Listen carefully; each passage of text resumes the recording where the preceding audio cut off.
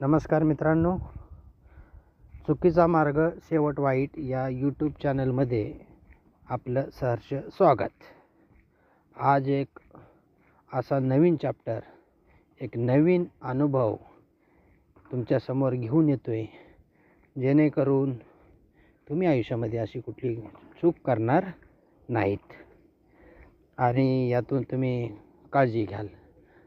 भले तुमचं कुठं काय असं चालू असेल तर ते तुम्ही तुरंत बंद करावं, ही माझी कळकळीची विनंती आहे.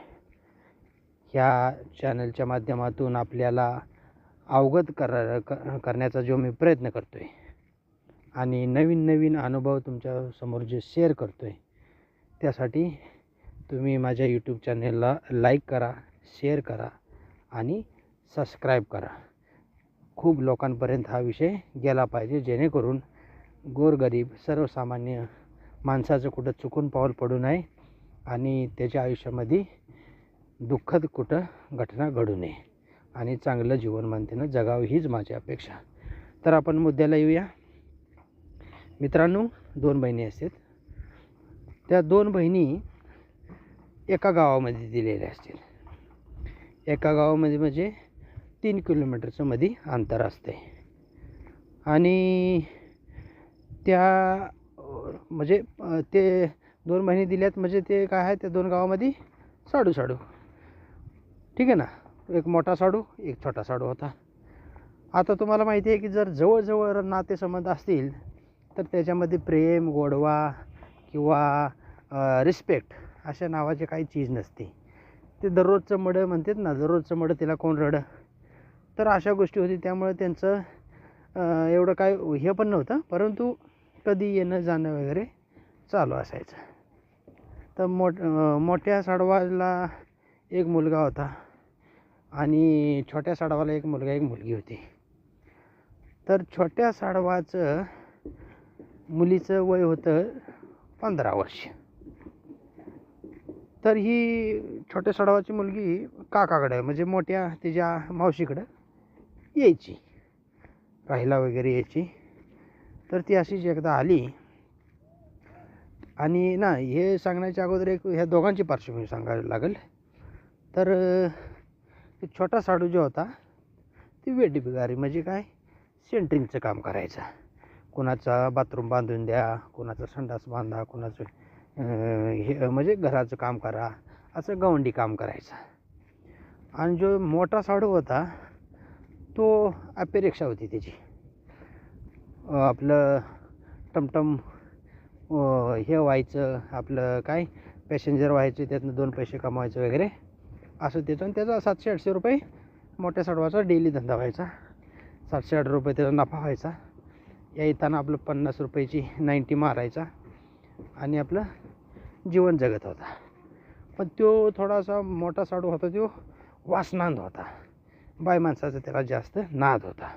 महिलांना तुम्ही याकडे थोडंसं लक्ष तुम्ही पण दिलं पाहिजे की काय होतं आपल्या आयुष्यामध्ये. एक अशी म्हण आहे की कुत्रा मित्र आपल्या घरात आणू नये. भले आपला चांगला नातेवाईक आहे, पण विचार करायचा असतो की नातेवाईक पण कुठल्या थराला जाऊ शकतो, काय त्याच्या मनामध्ये आहे. आजकाल नातेसंबंधामध्ये पण अशा काही घटना घडायला लागलेत. पाठीमागच्या एपिसोडमध्ये तुम्हाला सांगितलं होतं. तर तुम्हाला मित्रांनो, ती बारक्या साडवाची मुलगी आपल्या ह्याच्याकडे आली, मावशीकडे आली. मावशीकडे 10-15 दिवसासाठी राहायला आली. तर हा तिचा काका म्हणजे मोठा साडू आपला संध्याकाळी याचा दारू पिऊन वगैरे जेवायचं, खायचं, झोपायचं. एकदा ती मुलगी झोपली होती संध्याकाळी आणि तिचं ते सौंदर्य बघितलं आणि तिचं ते आपलं बॉल वगैरे बघितलं, आमं बघितलं. तर ते थोडंसं आता 14-15 खाल्ल्या पिल्लेलं शरीर असते, तर थोडीशी मुलगी बरगच्च होती. अरे त्याला असं वाटलं की अरे फिरती एवढी मोठी कधी झाली, पोरगी मोठी झाली. आणि ते असं बघून म्हणजे त्याची वासना ढळली आणि त्याला असं वाटायला लागलं की आपण हिच्याबरोबर समान ठेवायचं, संबंध करायचं. आता ह्यो काका आणि ती मेहुण्याची साडवाची मुलगी म्हणजे त्याची पण मुलगी, पण ह्या माणसाचं बघा, या वासनान माणसाचं कसं मन झाला पापी मन. आणि मग 1-2 दिवस जाऊ दिलं. त्यानं कसं असतंय, रात्रीचं काय असतंय शहरात म्हणजे ह्याच्यामध्ये मुलीनं कधी म्हणजे आपलं पंजाबी घातलेला असतो, कधी गाऊन घातलेला असतो. आणि आपल्या गावाकडं कसं आहे, लाईट घालून लाईट बंद करून काय असते हे करायचं असतं, आपलं झोपायचं असते. कारण लाईट बंद करण्याचा उद्देश असा असतो की महत्त्वाचं की रात्रीचं कसं ओढणी किंवा गाऊन असा वर होतो आणि मग शरीर वगैरे उघडं पडतं. त्यामुळे जास्त करून गावाकडे लोक लाईट वगैरे घालून अंधार करून झोपते. तर ही मुलगी 1-2 दिवस राहिली आणि दुसऱ्या-तिसऱ्या दिवशी त्यानं सांगितलं, तो म्हणला, हायला बाळा तू खूप सुंदर आहे गं, खूप मोठी आहे, तुझा मोबाईल नंबर वगैरे त्यानं घेतला. म्हणला मोबाईल नंबर दे. हाय गुड मॉर्निंग ती पण त्याला मेसेज पडला, गुड मॉर्निंग काका. हा पण म्हणायचा गुड मॉर्निंग. असं छोटं मोठं मेसेज चालू होतं. आणि 2-3 दिवसानंतर ती गेली. तर ह्याने एक दिवस असं केलं, एक पॉर्न व्हिडिओ त्यानं पाठवला त्या मुलीच्या मोबाईलवरती. त्याला काय वाटलं की बघल पाहिला आणि लाजलं आणि डिलीट करून टाकलं. आणि त्यानं पॉर्न व्हिडिओ पाठवला आणि त्याच्यामध्ये त्यानं लिहिलं की बघ आणि लगेच डिलीट करून टाक, मोबाईलमध्ये ठेवू नको. पण ती मुलगी एकदम सभ्य होती आणि ती तिच्या आईसारखी होती आणि ती असल्या गोष्टीमध्ये काही इंटरेस्ट नव्हता. मग तिनं काय केलं, तो व्हिडिओ तिच्या आईला दाखवला. म्हणली हे बघ काकानं काय पाठवलं आहे. तिनं बघितलं, तिची तर तळपायाची आग मस्तकात गेली. म्हणली का माझाच बहिणीचा नवरा आणि माझ्या पोरीला असले व्हिडिओ पाठवते. आता तुम्हाला एक माहिती आहे की बाई माणसाच्या मनामध्ये काय पचत नाही. ती लगेच दुसरी गोष्ट असेल ती कोणाला तरी सांगून टाकते.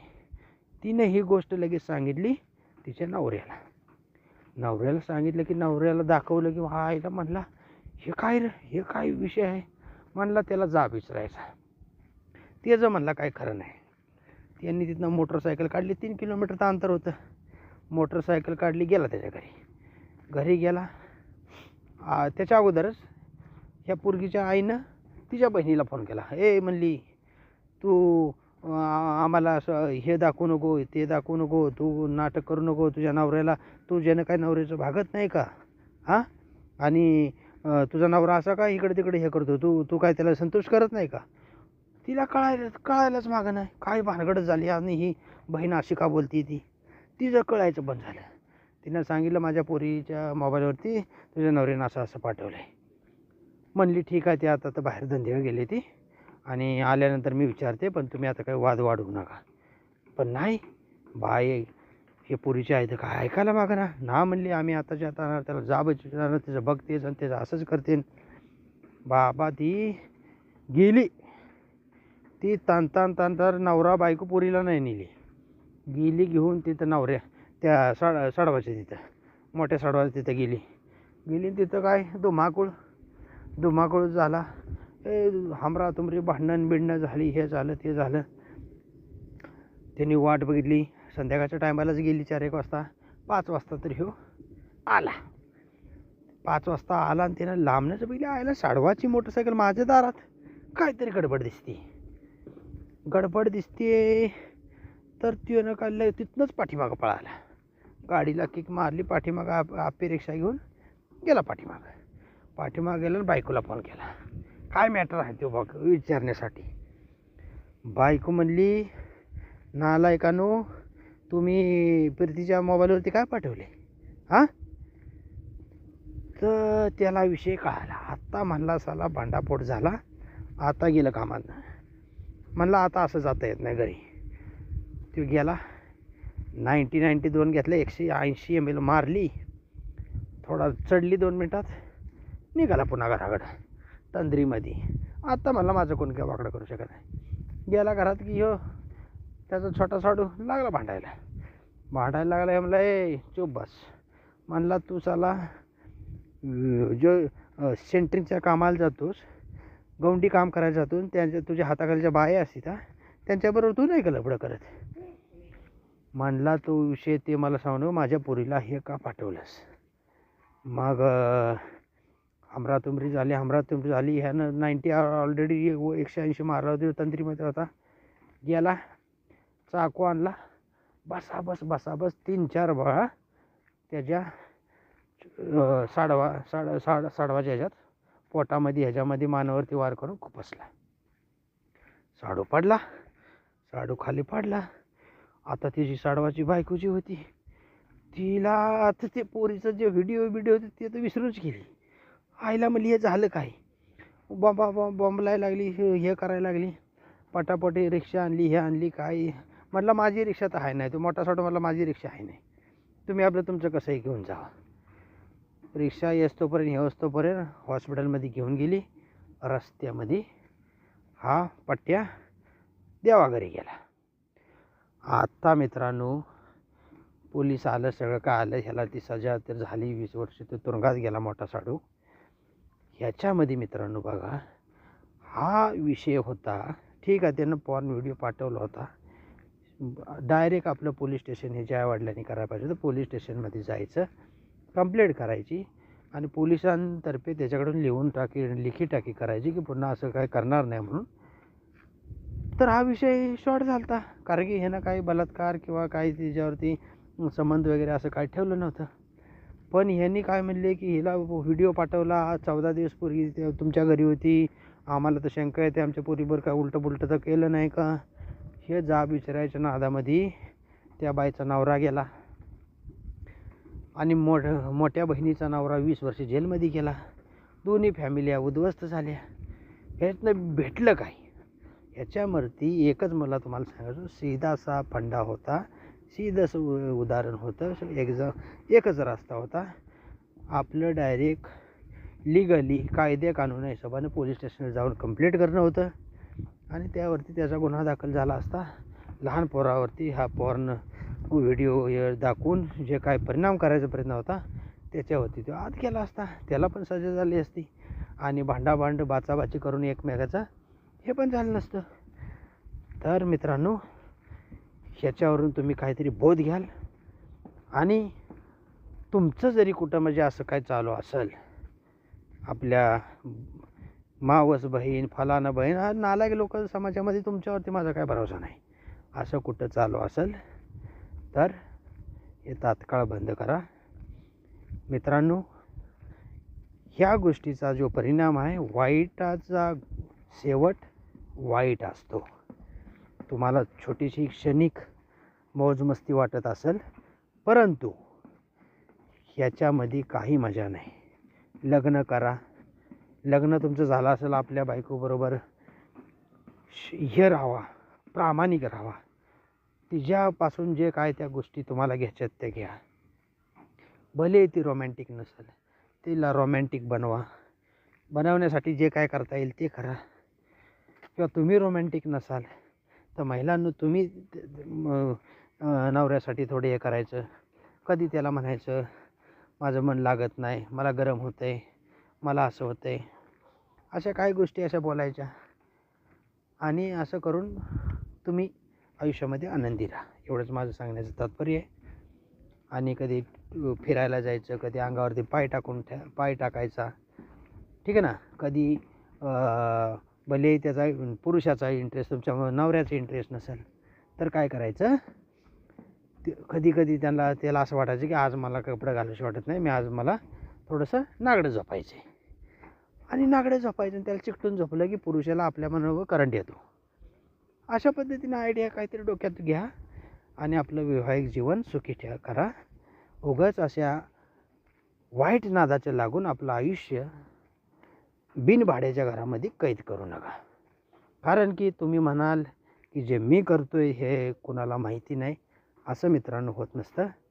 नीती ही एक अशी गोष्ट आहे, तिला तुम्ही काय करताय ह्या सगळ्या गोष्टी माहिती असतील. त्यामुळं हा जर माझा एपिसोड तुम्हाला जर आवडला असेल तर आपल्या चॅनलला एक लाईक, शेअर आणि सबस्क्राईब बटन दाबा, जेणेकरून नवीन व्हिडिओ मी तुमच्यापर्यंत घेऊन येत जाईन. धन्यवाद.